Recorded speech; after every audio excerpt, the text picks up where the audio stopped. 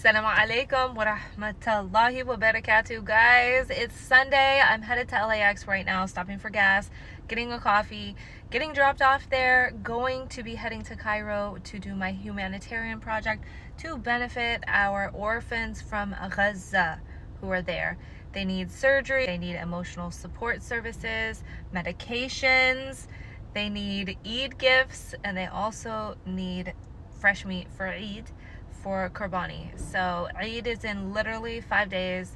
I'm gonna bring you along with me. Make sure you click the link in my bio, make a donation, even if it's small, but I just really want to make the most impact I can. Make sure to comment, let me know what you'd like to see or what you'd like to know, and stay tuned because I'm going to, well, I guess this one's gonna be me bringing you with me to Cairo, arriving, getting there, and then I'm going to do more behind the scenes of what it's like to be a humanitarian worker and to take this kind of trip. So, Bismillah ar-Rahman ar-Rahim. I pray that this is successful, and I pray that we are victorious against the Zionists. Ya Rab. Bismillah. I'll see you guys on the journey.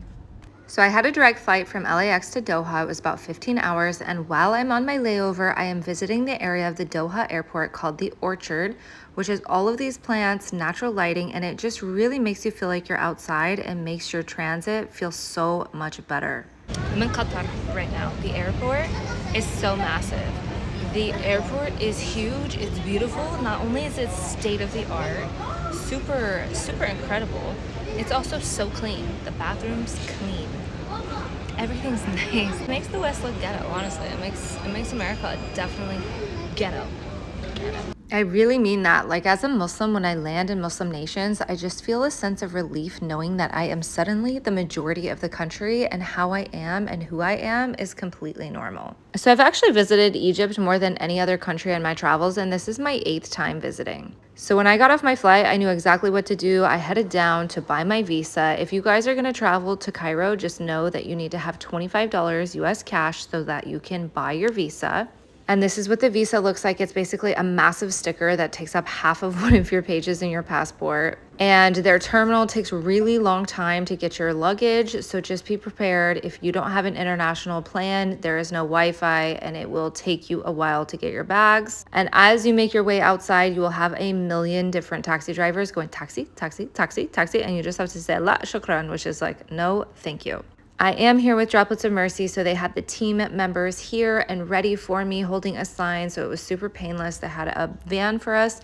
I hopped in because the rest of the team was a lot closer, and today they went to Hurghada to get the meat for the Qurbani. I was not able to do that because I spent so much time. It took me almost 24 hours traveling to get here.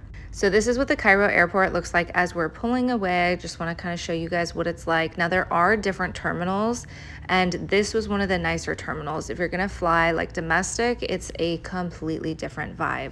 As we're making our way over to my hotel where I'll be staying for the next few days, I just want to show you guys like the first look of Egypt and what it's like. One of my favorite things to do is just people watch and to look out the window when we're driving, because you literally never know what you're going to see. They do the craziest things. Assalamu alaikum from Cairo. Finally made it. Alhamdulillah. It was such a long journey. California is the farthest spot on the map, I feel like, that you can come from. You have to go all the way across America. You have to go all the way. I went to Qatar, layover, and then to here. Alhamdulillah, made it. It is 2 a.m. I'm exhausted and I'm already stressed because I have a check-in time of 9 a.m. tomorrow. That's when the team will be here to pick me up. Tomorrow's program, we're going to be assembling some food boxes. We will be distributing food boxes, and then I think we'll do that in the afternoon. We're going to do some family visits. So this is where we get to go and hear people's stories, sit and talk with them. I have done this before with many different organizations for different groups, for Palestine, for Sudan, for Syria. And the thing is it's crazy meeting refugees, seeing how they live, and realizing that they are reliant on us. They are here in this country legally, but they are not legally able to work. So they can't feed their children. They have no self-determination. They can't just say, I like this apartment, or hey, I want to save and move to another apartment, or hey, I'd like to buy my kids this. They literally have no money. They are relying on us. So we'll be doing the food boxes, we'll be doing the visits, And you know, like what I've seen in my experience is they're so gracious, they're so generous. They're people who are living off of a food box, and as soon as they get it, they want to open it and they want to make the tea and serve us as their guest. Arabs specifically have such good hospitality, but Muslims in general are always gracious hosts. Even if they have nothing, they still want to take care of you and feed you, which I think is beautiful. And you know, we do have to remember at times that they may be refugees, but they still want to have the dignity to host people. We can't come in here and act like, oh, poor you, you're so broke, like, oh, you don't have anything. No, save your food, you need it more than me. They still want to be active members in society. They want to be able to have a friend over and offer coffee and offer tea. Unfortunately, all they have is what's in their little box. So that's something that always makes me sad. One trip we went to and they offered us fresh guava juice, and when one of the girls realized it probably was like their entire life savings of what they had to buy the guavas to make us fresh juice, she just lost it and started crying. So it's hard, you know, because you're trying to serve, you're trying to help, you're trying to maintain dignity, you're trying to control your emotions, and you're also trying to create space. It's not like just because they're refugees and been through terrible stuff, they still deserve to host friends and have friends and be like everyone else, you know what I mean? So this job is very hard. It's such a mercy and a blessing, but I'm absolutely wiped out. I still have to make up all my salah, and I need to have some water. I need to get ready for bed, so it's gonna be an early day, and I still need to go on. I need to do some posting.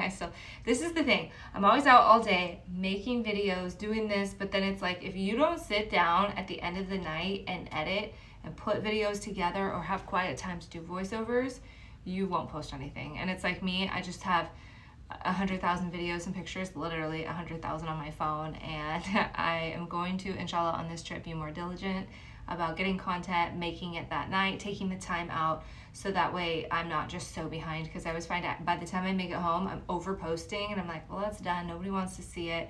So I'm gonna try, that's my goal of this trip, content-wise.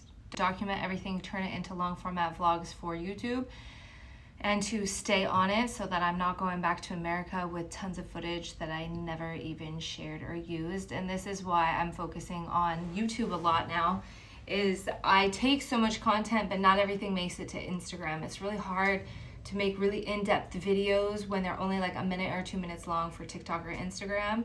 And I feel like a 3-minute video, I don't know if people are consuming it like that, so that's why I thought I'd go more in depth on my YouTube, take it for YouTube and use all the footage, and you guys can really see what it's like. It's more realistic, it's not just like a glimpse. I want you to feel like you're coming with me and to be able to understand everything on a deeper level. The community members we're serving, their lives, their struggles, their situations, their stories, humanitarian work. I want you to see what it's like to be in Cairo, and I want to bring you along with me. So, Bismillah. I'm going to pray. I'm going to get ready for bed, but I will see you in the morning, inshallah. Assalamu alaikum wa rahmatullahi wa barakatuh. Tisba al khair. Good night.